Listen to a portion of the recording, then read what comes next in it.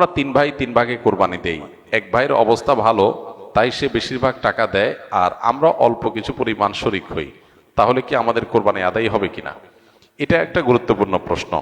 কোরবানি দেওয়ার ক্ষেত্রে বিশেষ করে যখন ভাই ব্রাদাররা মিলে কোরবানি দেন তখন এরকম পরিস্থিতি তৈরি হয়। একটা গরুর দাম ধরেন 70,000 টাকা, তো এক ভাই তার উপার্জন অনেক কম, সেজন্য সে 5,000 টাকা দিস, আর বাকি টাকা যেটা আছে সেটা হয়তো বাকি ভাইরা দিস।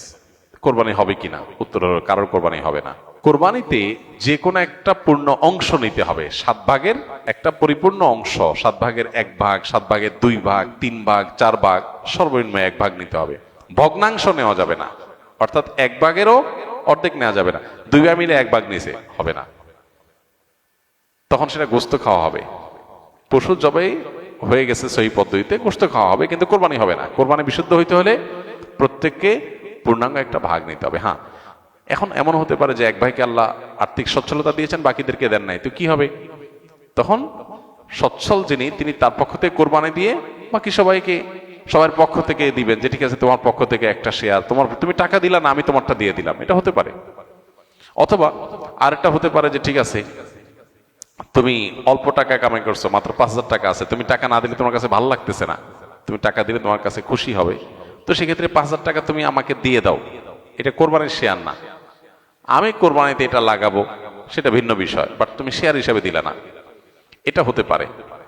প্রবাসীরা অনেকে একটা কাজ করে, বিশেষ করে মিডিল ইস্টে যারা থাকে, অনেক প্রবাসীরা কোরবানি ঈদের দিন নিজেরা একটা ছাগল জবাই করে, তো রুমে 5 জন থাকে, এখন 5 জন মিলে একটা ছাগল জবাই করলে ওই ছাগলের টাকা তারা ভাগ করে।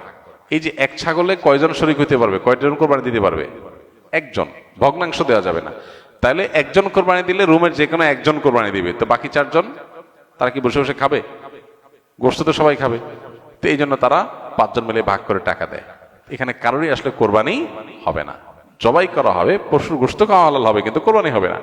যদি কোরবানি হতে হয় তাহলে এমন করা যেতে পারে, 5 জন মিলে টাকা দিল একজনকে, দিয়া বললো ভাই আপনি মুরব্বী মানুষ, বড় মানুষ, বা আপনি যে কোনো কারণে আমাদের থেকে ভিন্নতর, তো এই টাকাটা আমরা সবাই তুলে আপনাকে দিলাম, কোরবানিটা আপনার তরফ থেকে আপনি দেন, সবটা একজনের হলো, গোস্তটা সবাই খাইলো। বা এই বছর আপনার তরফ থেকে হলো, পরের বছর আমরা আবার সবাই টাকা পয়সা দিলাম, ভাই আরেকজন হলো, টাকা আপনাকে দিয়ে দিলাম, আপনার তরফ থেকে হোক, কোরবানিটা একজনের হবে। ঠিক একইভাবে গরুতে ভগ্নাংশ, এটার ভাগ এভাবে আপনার শরিক হওয়া যাবে না, পূর্ণাঙ্গ একটা অংশের শরিক হতে হবে, তারপরে কোরবানি বিশুদ্ধ হবে। বর্তমান জামানায় ইসলামিক গজলের মধ্যে বিভিন্ন থাম্বনেল ইউজ করা হয়, যা অনেকটা গান বাদ্যযন্ত্রের মতো, এই ধরনের গজল শোনা বা অনলাইনে রিলিজ দেওয়া জায়েজ হবে কিনা? থাম্বনেল যেটা, এটা তো একটা পিকচার, এখানে বাদ্যযন্ত্রের ছবি দিলেই ওইটা শোনা হারাম হয়ে যাবে না। যদি ইসলামী গজল বা গানের কথাগুলোর ব্যাকগ্রাউন্ড সাউন্ডের মধ্যে যদি কোনো মিউজিক থাকে, মিউজিক বাজে সূক্ষ্মভাবে, তাহলে সেটা শোনা না জায়েজ, গুনাহ, শোনা যাবে না।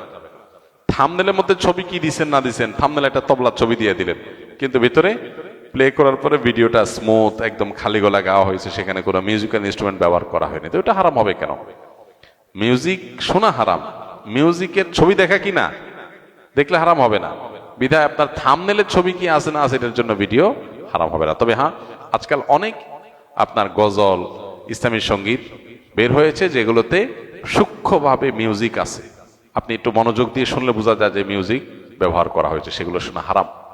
এগুলো আপনার খুবই সূক্ষ্মভাবে মানুষকে হারামের দিকে নিয়ে যায়। আমরা হয়তো ইসলামের কথা শুনে, আল্লাহর কথা শুনে, কোরআন হাদিসের কথা শুনে, ভালো কথা শুনে আমরা এগুলোকে শুনি, কিন্তু নিজের অজান্তে আমি হারামে লিপ্ত হয়ে যাচ্ছি। এগুলোর উপর আমাদের সতর্ক থাকতে হবে। ফ্রেশ খালি গলা গাওয়া হয়েছে এবং সেখানে মিউজিক্যাল কোনো ইনস্ট্রুমেন্টের ব্যবহার করা হয় নাই, শুধু সেগুলো আপনি শুনতে পারবেন। আল্লাহ আমাদেরকে আমাদের তৌফিক দান করুন।